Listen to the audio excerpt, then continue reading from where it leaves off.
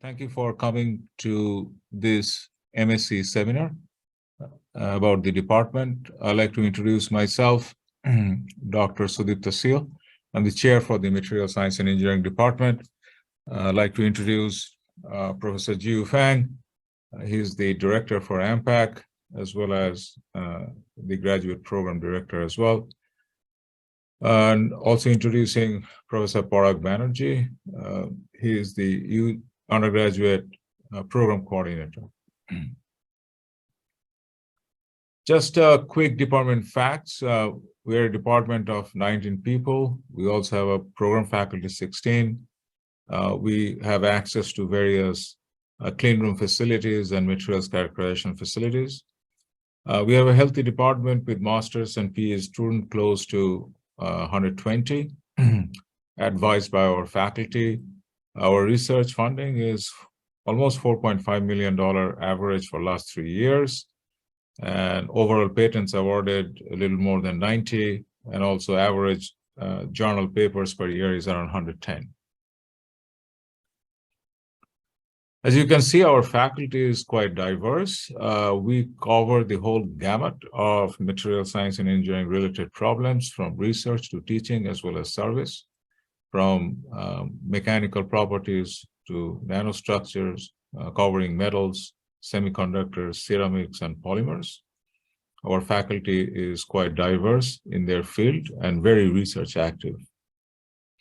We also have national award winners, which kind of very important for undergraduate students for advising for their future career, either in industry or academia or in research as well. We have a good amount of user facilities in the campus. One thing, we have access to clean room facilities where the students can get trained. We also have access to multi-million-dollar materials characterization facility where also students get trained about real-life materials problems. As I said, our faculty has diverse research. They have active research funding, and not only they hire graduate students, they also hire undergraduate students, sometimes unpaid, sometimes paid. But the most important thing is that your student or your kids will get good value education in terms of research as well. We have additive manufacturing, we have diffraction of devices and materials, we have functional nanostructure coatings, we have people working on semiconductors, hybrid flexible electronics. We also have people looking into nanostructures, which goes into those electronic materials. We also have a whole group of people working on solar and photovoltaics and battery research for next generation, energy storage as well. We also have people working on various biomedical sectors, from drug delivery to detection of disease, for bio-nanotechnology, flexible sensors or wearable electronics to monitor our health functions. We also have people who are interested in modeling of materials. We also have people interested in looking into materials in an atomic scale as well, for a variety of applications. Faculties are very entrepreneurial. Their students are very entrepreneurial. We have active startups, and licensing goes on with various local companies in Florida. There are plenty of opportunities for MSE graduates and undergraduates. They get jobs in space, manufacturing, defense, energy, smart materials, electronics, and biomedical. As always, if they want to start up their own companies, they also get educated in entrepreneurships as well. We have a lot of outreach clubs, starting from Materials Advantage Chapter, American Society of Material, various other societies like Material Research Society, American Vacuum Society. We also have a very good distinguished seminar series where people outside of our university comes to give seminars for real-world materials problems. I want to hand over to Professor Parag Banerjee, who is going to talk about our new undergraduate material science and engineering degree. Okay, thank you, Sudipta. So this slide actually shows how our material science and engineering undergraduate program has grown. We started off in 2019. A lot of our students were transfers from other departments at that time. And as of December 2022, as the graph shows, we're close to about 89 students. Current enrollments have crossed 100. We are currently at about 108 undergraduate students in our department. And we expect this number to grow. We expect a steady state number somewhere in the upwards of 100, close to about 200.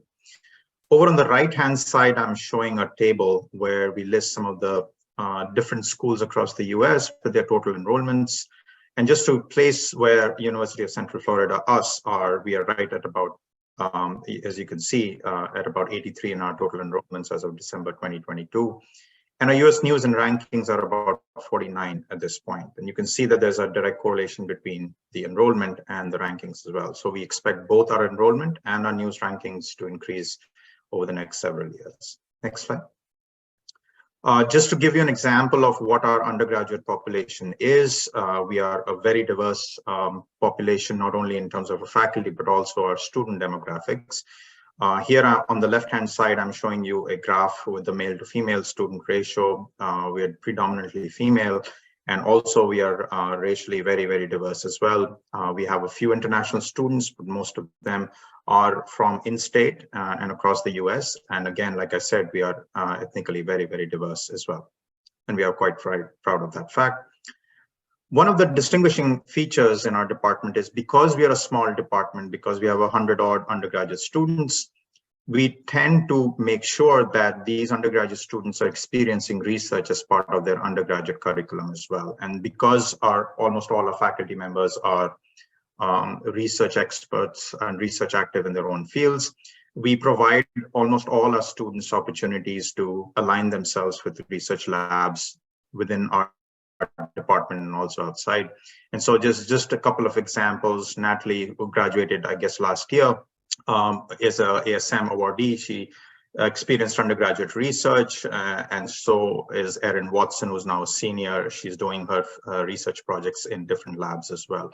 So again, just to give you an idea, a lot of our students are involved with undergraduate research, and this is a distinguishing fact from when you compare our department with others. Again, as Professor Seal mentioned, we are a source of entrepreneurial work through our department and through the work that students experience as part of their research experience. This is an example of a startup company called Source. They are interested in making activewear that is made out of seaweeds. And so they have recently got quite a lot of press coverage, good press coverage, as well as a lot of VC funding. And they're based out of Lake Nona, and they're doing exceptionally well. Derek Salzman and Mason Mincy are two of our undergraduate students at this point. There's always a question of what is material science and engineering. So I kind of placed this slide over here just to give you an example of what your backpack might look like. So in the course of the 3 or 4 years you are here, you will actually experience a lot of these courses. If you go back, thank you. The material science and engineering will introduce yourself to the concept of material science and engineering, thermodynamics, kinetics, and all kinds of different materials, electronic, biomaterials, and polymers. How do you synthesize these materials? So that will be part of your materials processing class. And then how do you characterize these materials? That will be part of your materials characterization class as well. Next slide. One of the last slides that I wanted to show you as part of our undergraduate program is that why are we choosing material science and engineering? Well, according to the Bureau of Labor Statistics, materials engineering is one of the top paying jobs in engineering. And so we are listed at number 7 over there. People over the course of their career, their average salary, even with a bachelor's degree, is close to about $95,000. And the starting pay is around, if you click Professor Steele, one more time. The starting salary in today's job market is about $66,000 as well. So there's a huge incentive for students who are interested in physics and chemistry, but with an engineering bent of mind, to actually pursue this degree because of its enormous opportunities, and especially in our department, which gives you an opportunity to pursue research interests as well. So with that, I would hand this over to Professor Fang. So here is some of the quotes from MSE undergraduate alum that they had an excellent experience. I'm going to hand over to Professor Fang. Okay, thank you. So yeah, I'm a graduate program director for MSE. Our graduate student And the research is focused on the structural property and the structural property relationship, as well as the processing performance of the materials. As Dr. Banerjee said, as an undergraduate student in our program, you have opportunity to team up with the graduate student, work in the faculty's lab, carry out the research.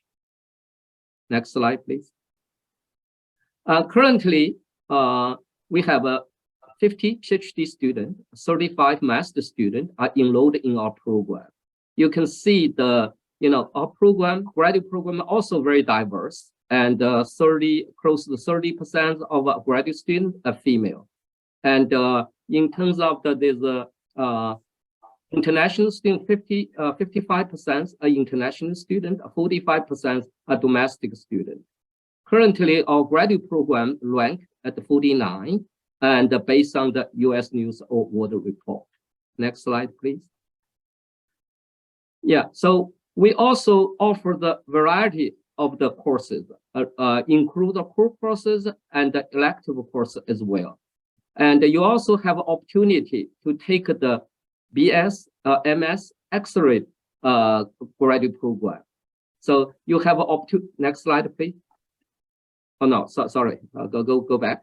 So we offer a variety of elective courses as well. You will have opportunity to take the graduate courses in your junior, senior level. This course can be counted for your BS, MS, X-ray program, or you can transfer to the graduate school, which in the future you might be interested. Thank you. So just want to share some of the highlights for a recent MSc PhD graduate who has become a faculty member at University of South Carolina. We also have a past MSc graduate who has become a successful entrepreneur employing people in the Central Florida region. If you want to know more about our program, here are the contact points and the email. Or you can also visit msc.ucf.edu. Also, MSc is a fun place. We do have time to time picnics at least once a year. We have beautiful greenery, lakes, and other things. So if you have any questions, please feel free to reach out to us.